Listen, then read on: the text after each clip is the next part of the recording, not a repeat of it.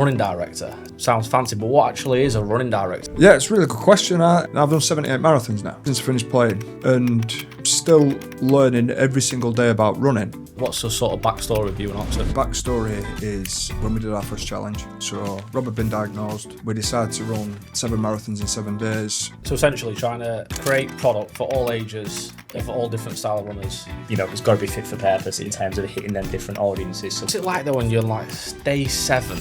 Well, pretty happy because I've done 6. Running in December to running in June. Yeah. They're very, very different. Do you ever miss your career? People sort of talk to you about the 7 and 7. Do you still have that same rugby banter today? Oh, I haven't changed. So how will you actually be involved in like the product and the development then, sort of day to day? Day to day, How often do you run a marathon? I think over the last 4 or 5 years, I've done 13 a year.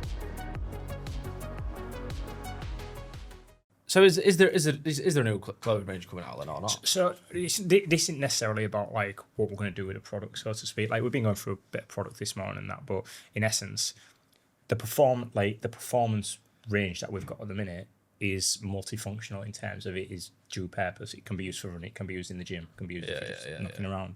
We've got the trainers in development, which will obviously take a few years. We've got the kind of like 10k trainer coming in this year.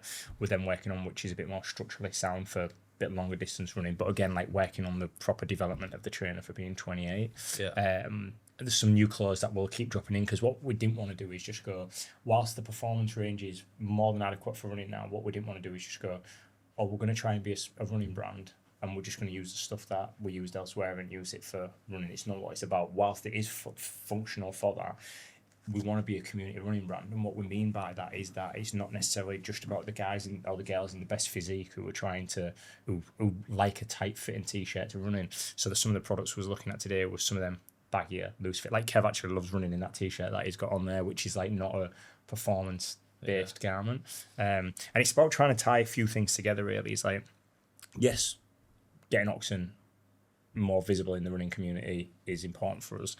It's creating the community is probably the first stop. Is like we want people to feel something when they're running with us. Running with Kevin, like I say, we won't delve into that too much today, but it's start for people to see us as, oh, they're a brand that also has a running area, who we're passionate about raising money for M&D and work with Kev and Kev work. You know, like it's like trying to tie everything together, and that's why we're trying to break it down into years. I think that's like a fair comment in it, is going, we're not trying to do all this right now. It's kind of a case of going, this is what we're starting. Where it ends up, nobody knows. I think Craig summed it up last time as well, just doing little things correct, little by little. Consistent. Yeah. What's your sort of backstory then with OXEN, Kev? Like, was there a point where you sort of was wearing the brand and thought, you know what, I want to do a little bit more with this brand? Like, what's the sort of backstory of you and OXEN? It goes back a lot longer before OXEN existed, but I would say backstory is when we did our first challenge. So Rob had been diagnosed. We decided to run 7 marathons in 7 days. Needed a vest, needed some kit, and I've known Lee a long time and Shane, so reached out and said, you know, do you mind helping us out here? And they jumped on it, and it's been a partnership right the way through because we're friends, so it's been dead easy. They've been massive supporters of the M&D community, so they were just a natural fit, and they understood what we wanted. You know, we're discussing different running kit here, but typically our challenges have been that first week in December, so you're looking for a bit more than just a short pair of shorts and a vest. Yeah. And they understood that, and then the team grew over the years and supplied a lot more, so we look like a team and feel like a team, and it has been a real team effort right the way through, but it's just been a real partnership, and we've had a number of opportunities to move away from OXEN because the profile that the challenges have had, especially when you think we're on BBC Breakfast every morning, the coverage we get, the support we get, but this has all been about a long-term partnership and a friendship, and they're in it as much as we are. They're committed to the M&D community, so I never wanted for us to go away from that. It just made sense, and it was a really good fit. We get on, so that's the backstory.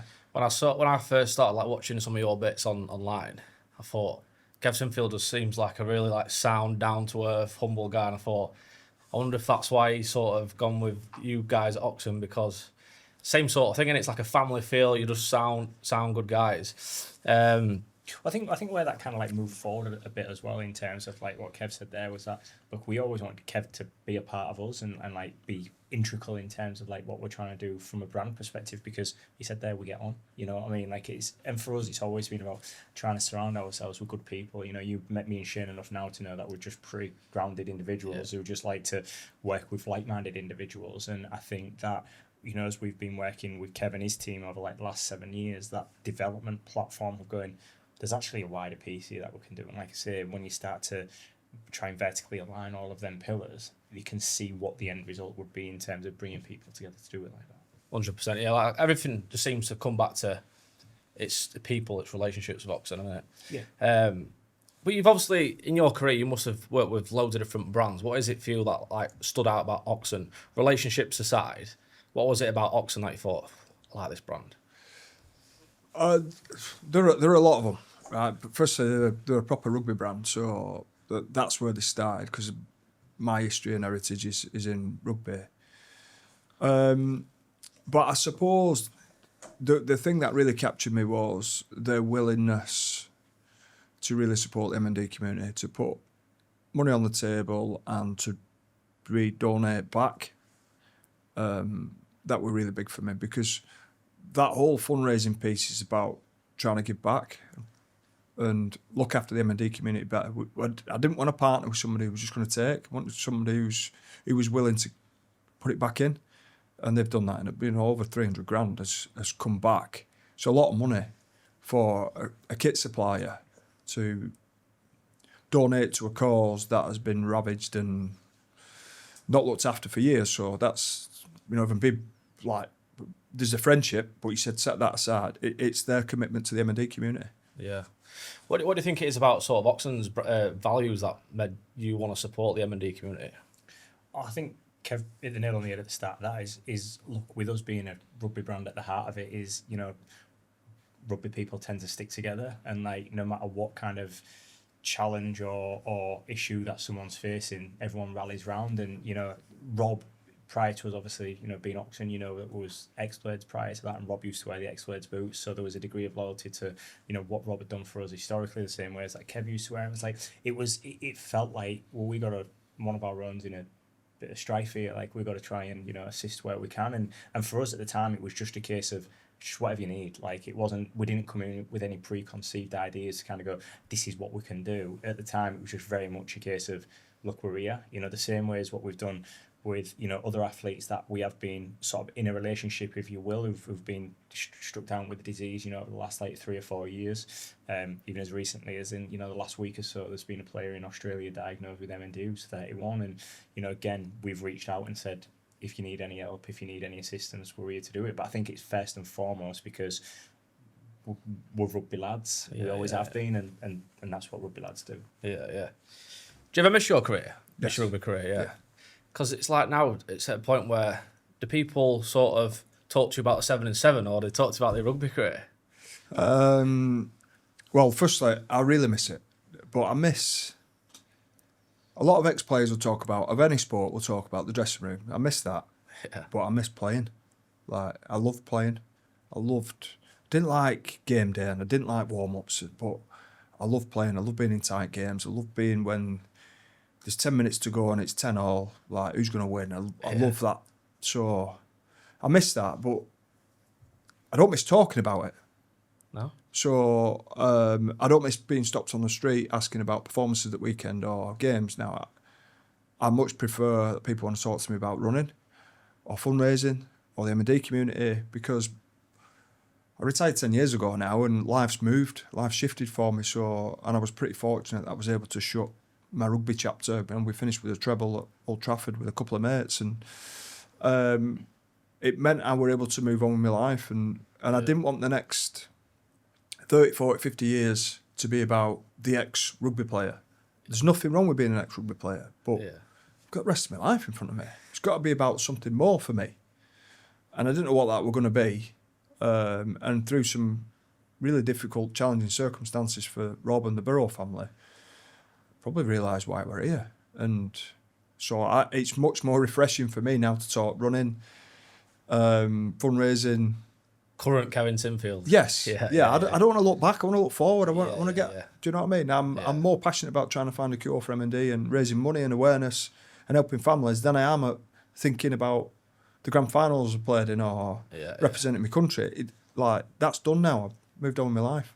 I think that's a sign of a good leader as well. Obviously, we'll come back to leadership in a bit because I think there's a good topic about leadership. But I just want to go back quickly. You said you love playing, but you don't like game days. What do you mean by that? Well, typically we play Friday nights. Right. So, I worked out that I played just short of 600 games in total. So that's 600 game days. That's a lot. That's a year and a half of my life that I've been sat around waiting to play rugby. Wow. So when you put it in that sort of perspective, when you play Friday nights, you can't really do anything else on game day. The sole focus for that day is to go and play well and help your team win. And that didn't always happen, by the way, right? Because that's sport. Yeah. But the whole prep throughout that day is you can't do anything else. You're getting ready to play. So it's a year and a half of my life, that. Yeah. And don't get me wrong, I won't change it. But I got to the back end and was going, I've got 2 kids and it's not fair on them. It's not fair on my wife who's had to endure a year and a half of her life as well. That's where I pretty much said, no, I can't do this, can't do that, can't do that. And I'm getting ready to play. So now we all have to make those sacrifices, whatever job we've got to do. But for me, the routine of game day just got tedious. Yeah. What about the dressing room? You said you liked a lot about sort of the dressing room. What sort of like one standout memory where you just think, oh, God, I wish I could go back there for one day? Just the characters and day to day. There's loads of standout moments, but we were lucky because we won a lot of trophies. But it was the day to day. It was going into a dressing room on whatever day of the week it was, sitting in exactly the same spot. Yeah. And with your mates every day, 320 days a year, for 19 years. Yeah. It's brilliant. And sport does some wonderful things for people. I think my career and the people I shared it with, the players I shared it with, like team sports accelerate friendships, in my opinion, because of the highs and lows you go through. So you could have a mate who you went to school with and you see once a week. You get to in your 60s, you've got a 50-year friendship there. You can get a 50-year friendship in 5 or 6 years in rugby. Can you? Very, very quickly, yeah. It just, because of the highs and lows and what you go through together. So it's the day-to-day challenges and the day-to-day fun bits, because there's so much work. Yeah. Right, you play any team sport, like the banter. The rugby banter is like different, though, isn't it? Yeah, it's just it's daft. It's daft. It's just it's like you're 10 again and you're back at school and you laugh at points when you shouldn't laugh and yeah. Do you still have that same rugby banter today? Does it ever leave you? Oh, I ain't changed. I ain't changed. The problem is they don't get enough of it because Really? I'm not in those dressing rooms anymore. And unfortunately, the lads I see I don't see them as often as what I did. So when you're all back together, yes, absolutely. And you try and find it in different ways. So I'm a coach now, and our coaching team has it, although there's probably more an element of seriousness and because you're planning and preparing and trying to get the team ready. Whereas if you're a player, you have a bit of that, but not as much as coaches and performance directors and all that goes on in performance now. We're talking to directors. Running director sounds fancy, but what actually is a running director that you're going into for OXEN? Yeah, it's a really good question. We're still mapping some of this out. It's a great title, isn't it? It's a great title. Yeah, love it. But essentially, I've done 78 marathons now. 78 marathons? Since I finished playing. And still learning every single day about running. But I'd like to think I have a little bit of experience in there now. Understanding around the need or the needs that runners have from all different. Look, I've never been Olympic or international, and I never will. But when Lee and I started to discuss some of this, we want to cater for somebody who wants to run like I do and might run marathons. Somebody wants to do a 10K at weekend. Somebody wants to do a 5K. Someone who's just starting running. How do we ensure that those guys can get the right kit? And that's where I think how this works for us, because I think we can provide for everyone and anyone who wants to run. Like that real top end might still want to wear OXEN performance kit, but they might also want to wear a cotton t-shirt, which I love running in. Yeah. So ensuring we cover off for everybody, and not everybody wants something that's streamlined and tight and fitted. People want to wear what they're comfy. So an understanding of that and understand the difference between running in December to running in June. Yeah. They're very, very different. And how do we ensure that we can provide the right kit for people to run and enjoy running? Because I want people to enjoy running. I don't particularly enjoy running. But it makes it a lot more palatable and easier for me when I put stuff on I want to wear to run. I think just to lean into that as well, I think we've spoke before about, we want to be seen as a family brand. We are a family brand. Our senior leadership team will all echo them sort of thoughts of this is how we run the business, and that's been transitioned into the sports that we provide for a number of years. I think running can sort of like elevate that proposition from a OXEN perspective as well. Is we're passionate about people being involved, we're passionate about building a community. We want people to feel something when they think about OXEN, and these are the sort of things that we want them to feel, is that they're part of something. I think running's a great opportunity to be able to do that, and because we've spent the last 7 years with Kev starting to understand a little bit more around what the demands are, as Kev alluded to there, I think that can really help us. I've arguably Britain's best known running non-runner potentially, 78 marathons as part of the organisation. There's no better way for us to kind of go, look, we're here, and as I said earlier, it's not about what we do in the next month, it's what we do in the next 3 to 5 years in terms of the plans that we've got with Kev to kind of like make OXEN running a front piece in people's mind. Yeah. So how will you actually be involved in like the product and the development then, sort of day to day? How does that look? Day to day, probably very little.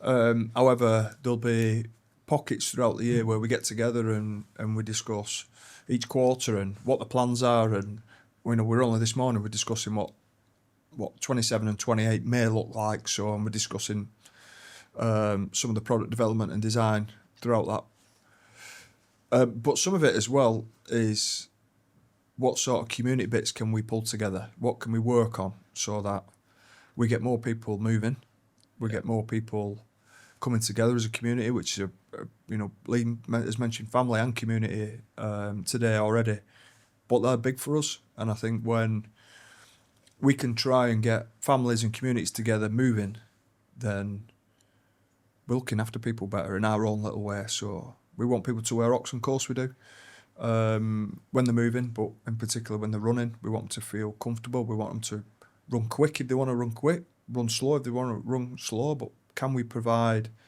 whatever they need? Yeah. I think when your like vision is to get as many people out moving, the sales of the shorts is just a byproduct of doing something great for the community, isn't it? Yeah, I think, and as Kev said there, like sometimes it won't be, this is what a day-to-day looks like, but we've probably been having this conversation now for 2 years to get to this point, and we're already thinking about what the next 3 years looks like in front. And I think I referenced this when we spoke before, is where OXEN started 10 years ago to where it is now. Most people have thrown the towel in by then because they go, this is too hard work and I'm not where I need to be.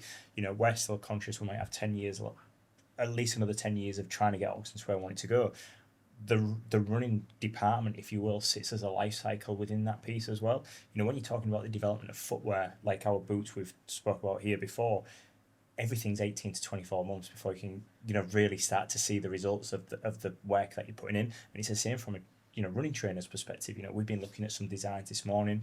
We've got our first one due sort of like this year, which will be our first kind of like, for want of a better phrase, dipping your toe into the water with that, and the next ones will come from development with that. So as Kev said, we'll definitely be leaning on Kev's expertise to go, what does it need to look like? And I think the other bit that we've been hopefully pretty good at historically is listening to a wide cross range of people. Like when Kev does his marathons with Chris and with Dave, you know, I dare say that they'll have some feedback on some certain bits. You know, Chris, who runs with Kev, says that the shorts that we produced on the back of, you know, working with Kevin, the feedback are the best running shorts that he's ever worn. And, you know, they're the bits of like information that we'll take from people around like running community to go, what does it need to look like? Because, you know, Theo's our head of marketing, a very keen runner, you know, comes at it from a different perspective because he's 20 years younger than me and Kev. So like his viewpoint on running is completely different to like what Kev's or what Chris or Dave's or myself or anyone might be. So it's about trying to amass as much information and data as we can over the next 2 years whilst we build that picture. And you'll see some things instantaneously, you know, within the next 2 to 3 months.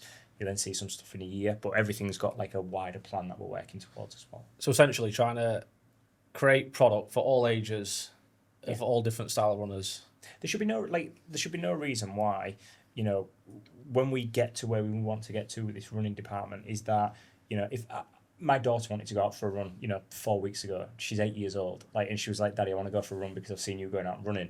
Like, I'd love nothing more than to see me wearing something OXEN, her wearing something OXEN. You know, it's got to be fit for purpose in terms of hitting them different audiences. So that's kind of what we're striving for. Yeah.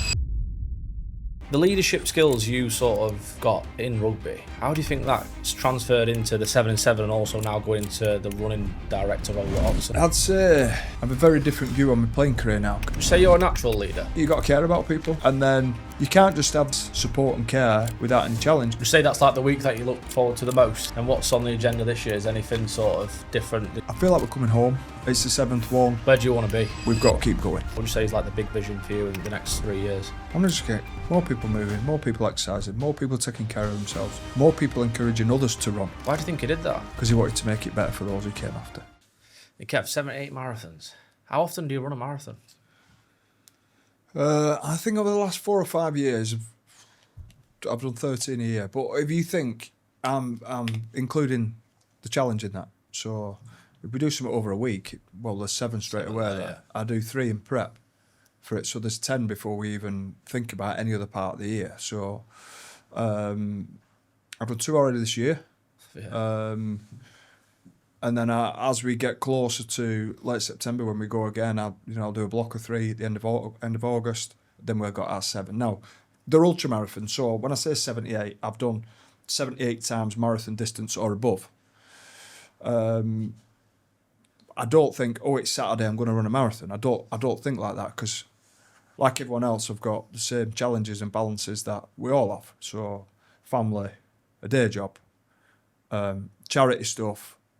So, trying to make sure you have enough time. And if I ran a marathon every weekend, like your battery's just depleted for 10 days. So, it's hard trying to do everything else alongside it. So, just got to be smart when and how and so.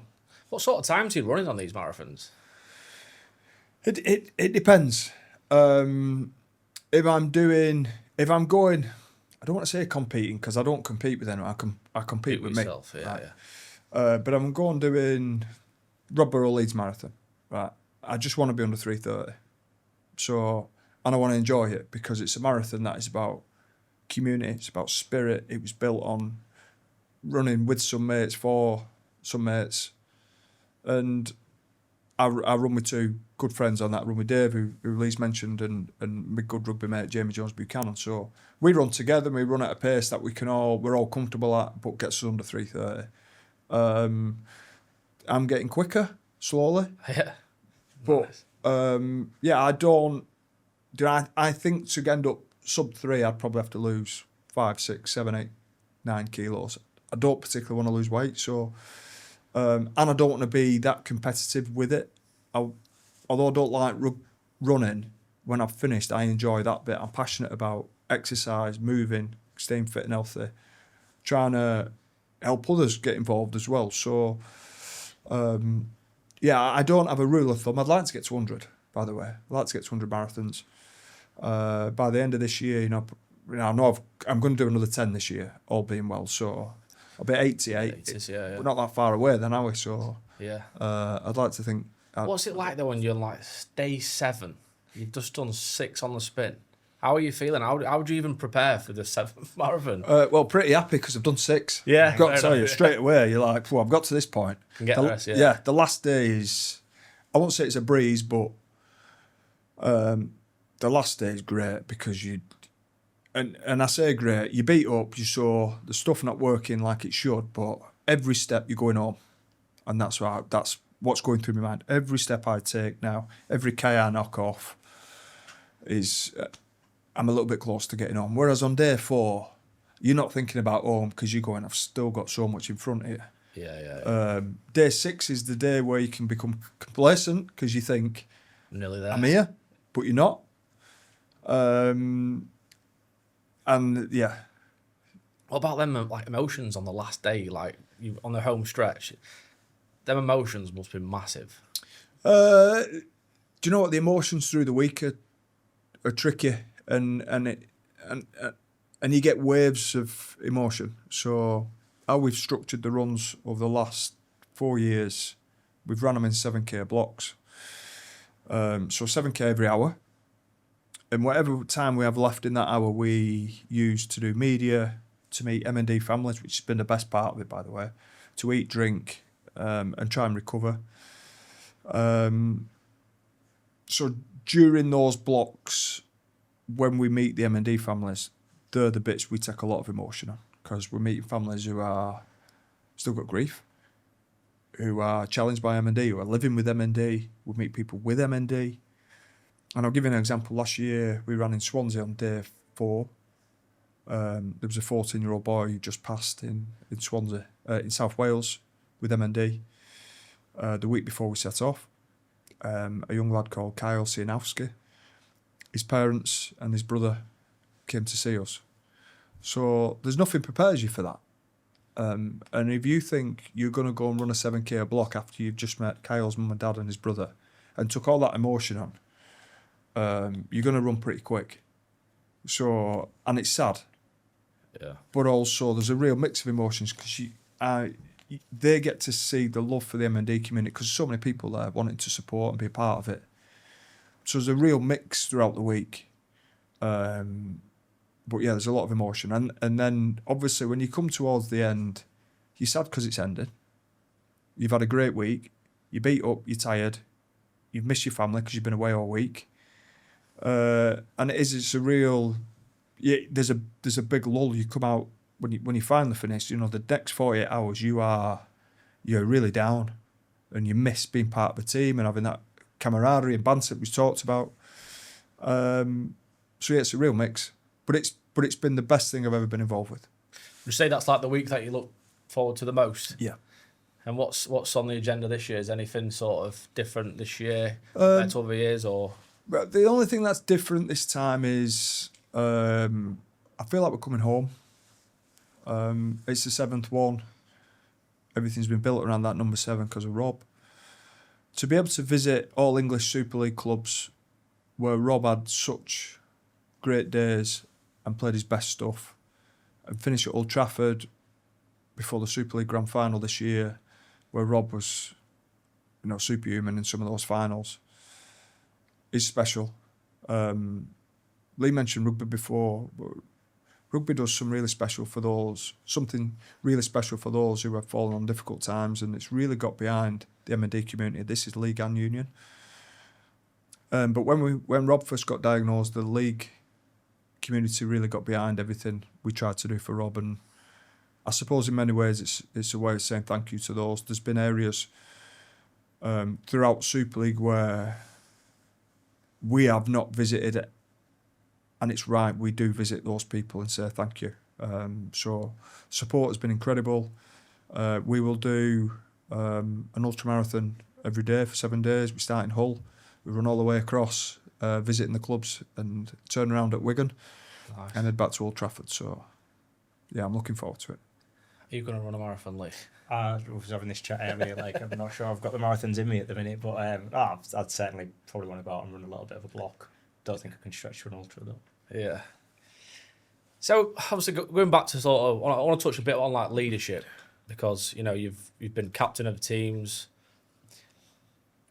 The leadership skills you sort of got in rugby. How do you think that's transferred into the 7-7 and also now going into the running director role at OXEN?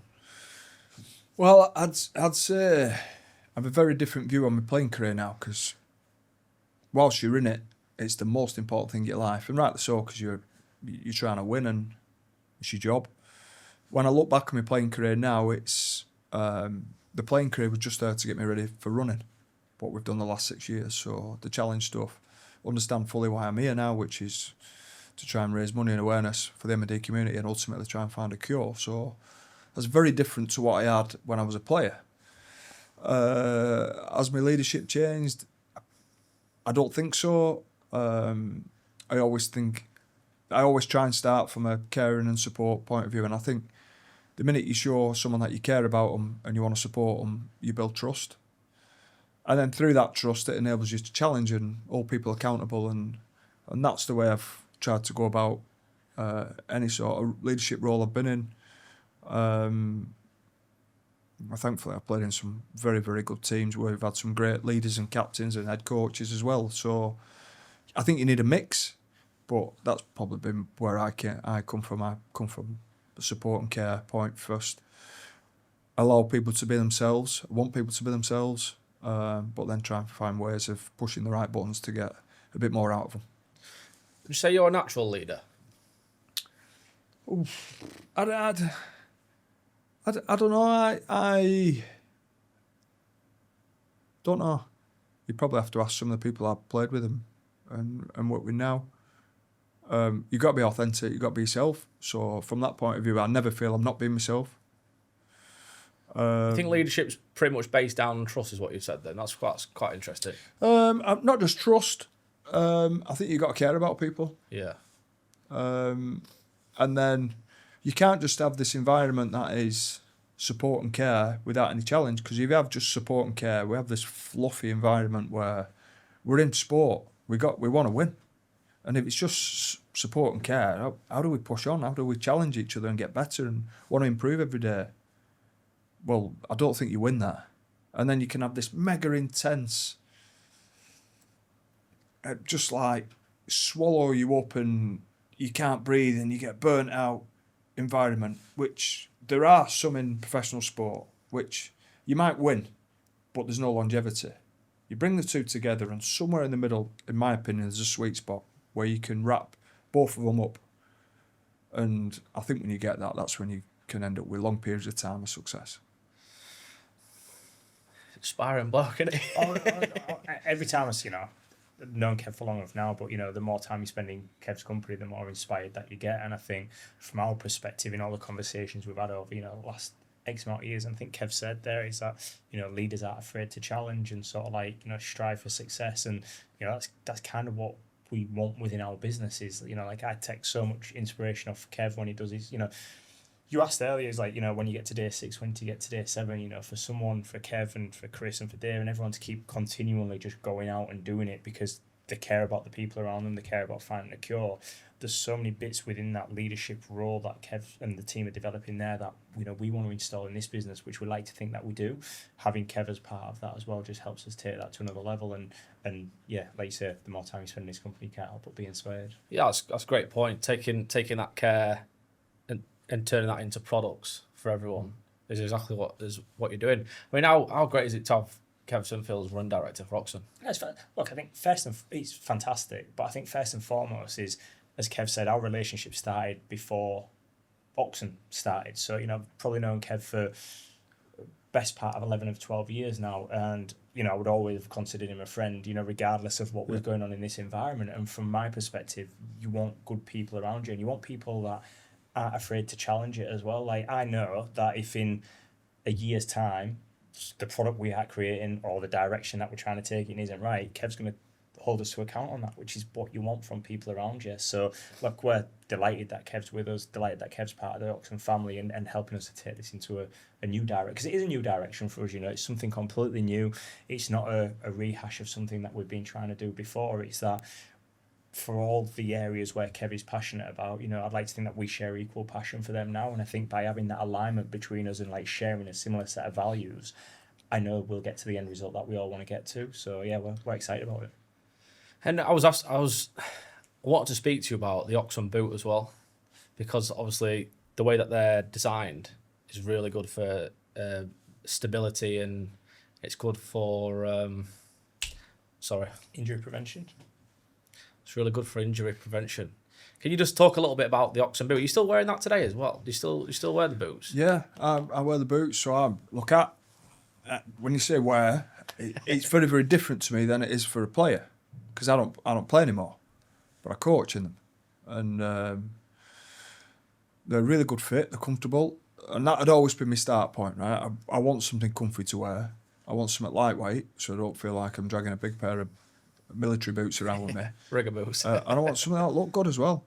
So, you add in the injury prevention, which I think is really important for players. They play on all these different surfaces now, and pretty much year round. So, really wet boggy pitches, rock hard pitches in the summer, 3G pitches, and then how do you ensure that you have footwear that is good enough to allow players to go from one to the other, which is what is happening in professional environments, because you get a bad winter and you could be ankle deep in mud one day, then you're on a frozen pitch, then suddenly you can't train on it and you're on a 3G. So trying to help players play more, trying to keep them fit and healthy fits into what we tried to do. So I really like the boots. Anything you see me wear is obviously me giving you the rubber stamp. So I wear the boots, and then the running kit. I wear what I'm comfortable in. I want something light. If it's cold, I want something to keep me warm. So it's not rocket science. If you see me wearing it, then it's good for me, and I enjoy wearing it. That's funny you say that, because I've watched about 6 YouTube videos of you. He's got OXEN in every single interview. How many pieces of OXEN clothing would you reckon you've got in your wardrobe? Well, these t-shirts are a bit of a go-to for me. So Lee mentioned before that I run in them, which I do, but I also sleep in them sometimes. I go to the gym in them sometimes. I wear them with my jeans sometimes. So they are. They've sent me lots of kit. I have lots of t-shirts, but I don't know. Maybe the shorts. Right, Lee mentioned the running shorts before. The shorts, the best running shorts. Like, forget anything else out there. They're the best running shorts. So I've probably got 8 or 9 pairs of those lined up, and then t-shirt wise, probably similar. So you know the shorts. Like if I'm in the market for a pair of running shorts, granted I'm not a big runner, but if I look at some running shorts, I want, do they fit me? What colour are they? But what sort of goes into that? The engineering of running shorts. What is it that you're actually looking at?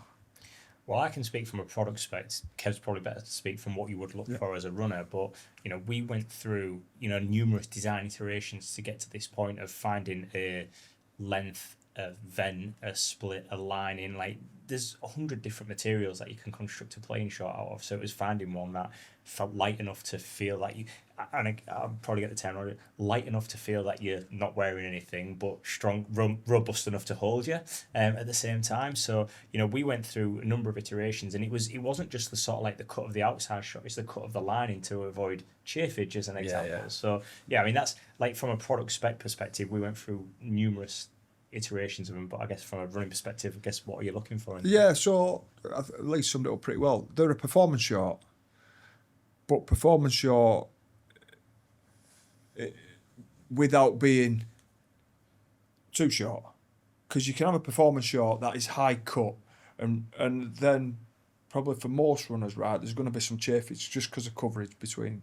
Like, you don't want to be doing a marathon and be chafing after 10k, because you've got it's tough enough as it is without having some problems with your shorts. So I think these are a performance short. However, they're an everyday short. Not only do I run in them, I gym in them, I cycle in them, I wear on holiday, I swim in them, I go in the sauna in them. So they're built for everything, and that's what I like about them. But they are really. I ran Manchester 10k yesterday for Great North Run. Loved it. I wore those shorts. They're the best shorts. I don't think you can have an actual opinion on it until you're doing stuff like what Kev's doing, though. For me, the reason why I don't understand it probably is because I don't run 10Ks and ultra marathons and stuff like that. But I think in terms of what we're trying to do, like we say, is to get people moving, is you should be wearing them. Because it doesn't matter if you're going to run 1K or 10k or 100k. It's like the product has got to be fit for purpose at whatever stage of the journey they're on, and then we'd like to think that they come with us at the start of their journey, and then when you've gone from 1k to running 101k, you're still wearing the OXEN product because you was comfy at the start. Yeah. What would you say is your big vision for what your new role at OXEN? What would you say is like the big vision for you in the next 3 years?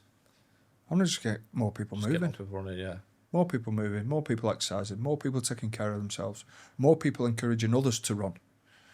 And if we do that, there'll be enough people out there who want to wear OXEN kit because it's too good not to wear.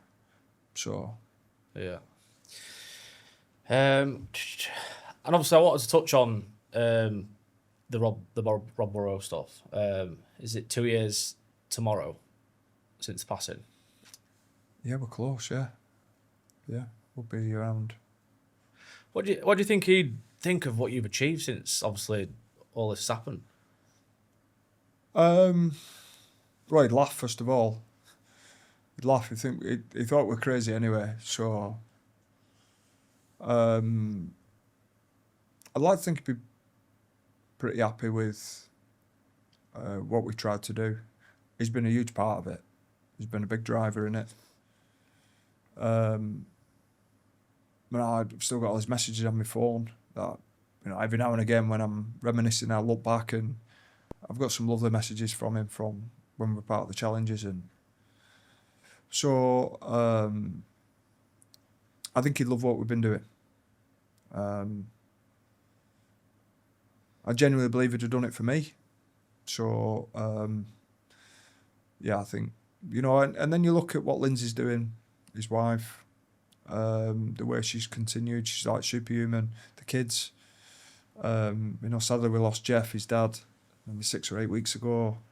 But the way the family are just so strong, so courageous, put a smile on the face and get on with life, whilst holding dear wonderful memories of both Rob and Jeff. Take some comfort the fact that hopefully those two are together having a laugh. But yeah, I'd like to think he'd be pretty happy and pretty proud of, and it's not just us. What the whole rugby community, I include Union in that, because Doddy was a huge part, and Ed Slater, and Lewis Moody's been diagnosed, and Jai Arrow over in Australia. So that community is really, really tight. The M&D community where they've supported it. And then we've seen the best of people across the UK and Ireland. I think he would smile at some of the stories I could tell him from over the last year or two of people telling us how inspirational Rob Burrow is. And I'd love to share that with him. I mean, yeah, I think what you've done, Leo, it's incredible, that, right? Superhuman efforts in terms of what Kev and the guys put themselves through every year. But I think as Kev alluded to earlier, is that once you start meeting people from the M&D community, it spurs you on to do more. I don't think for Kev and the guys it's ever been a case of doing less. It's like, what else can we do to keep trying to raise the profile, raise the awareness, raise money, find a cure, and I think that inspires people around us. Kev said there's, unfortunately, I think it's 5,000 people a year diagnosed in the UK every year with with motor neuron disease, and I think the prominence of some of the sports stars who are being diagnosed with that now help aid people's understanding of what the disease is and how cruel it can be on those around them. So yeah, I think with what Kevin, what his team's done there to raise, like I say, not only the money but raise the awareness of it, I feel more people will sort of want to take on similar sort of not challenges but sort of carry the torch on, in essence, to keep doing more for the community. Let's say the amount of awareness you could have gone for marketing director at OXEN, never mind running director, couldn't you? Because the amount of awareness, when you look online, it's just like, whoa. And is it over 10 million you've raised in Yeah, we never get a true figure. It's really difficult with gift aid to know what charities have been able to claim back. It's more difficult a process than you think it should be or it could be.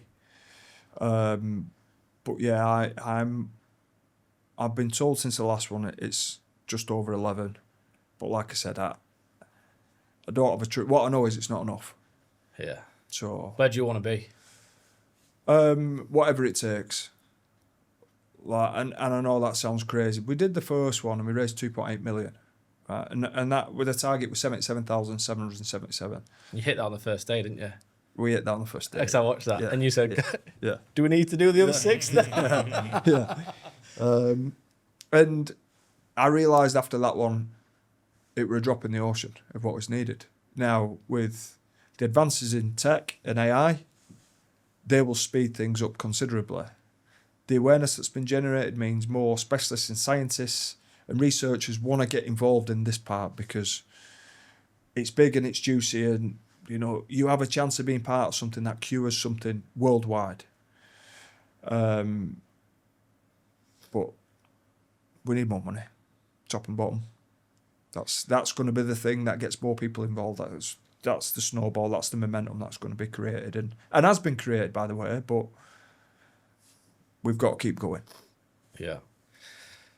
How do people get involved in the 7 and 7? Is there a way where they can come down and they can support and they can get behind it? And, Yeah, you know, yeah. So there's a variety of different ways. Firstly, like buy a t-shirt, buy a vest. Yeah. Right? First, that's really easy. Our routes will be fully advertised. So come down and see us. Come and support roadside, beep your horn, give us a smile. Come to one of the locations where we stop, because we stop every 7K. Come and see us. Come and have a cup of coffee with us, have a chat. You can apply to be part of the extra mile. So every day we run a mile with the M&D community. And that is so fulfilling to get to share a mile. Typically it's been on a running track for us. So we do 4 laps. There's people walking, running, in wheelchairs, on sticks, everything. Come and be a part. It's the most inclusive thing you'll ever see, and it's brilliant. So you can apply to be part of one of them. You can donate. Like, you know, with type in my name and the grand finale in Google and our site will come up. You can, but it doesn't have to be connected to just. I get asked all the time, what can I do? How can I get involved? You don't have to run marathons or ultramarathons. Just do your little bit. And actually, it doesn't have to be for the M&D community. I want you to do it for the M&D community, but it can be for something that's really close to your heart. Because if enough people do what's close to their heart, just think of the difference we make right across the UK and Ireland, because we represent Ireland as well. We can make a huge difference. The ripple effect is huge, and trying to get people moving and supporting and helping others is right at the heart of this. Amazing. And we've got one sort of question for this podcast. This podcast is called Engineered to Inspire. What's been one thing that's inspired you the most in your entire career?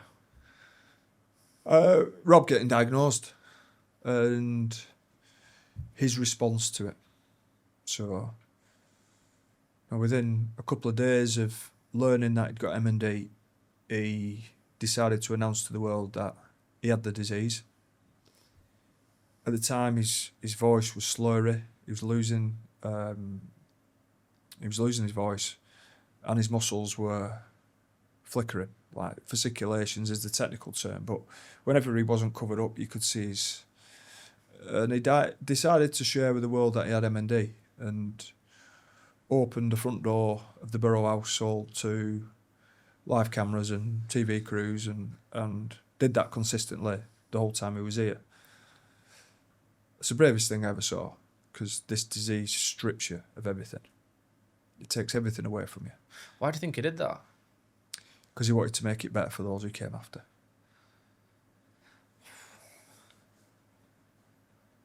That's powerful. Yeah. Yeah. That's a powerful last one to finish on, I think, Kevin. I think we might have run out of time now. Are we for time, Craig? Yeah, we're over the 30 minutes. Are we? Well, yeah, Kevin, thank you very much. Really appreciate you coming on for a chat, and Lee as well. And looking forward to seeing the next 3 years of where Kevin takes as a running director and yourself as well. And we'll have to do this again, maybe after this year, 7 and 7. Great stuff. Yeah. Thank you. Thank you very much. Mate. Cool. Good.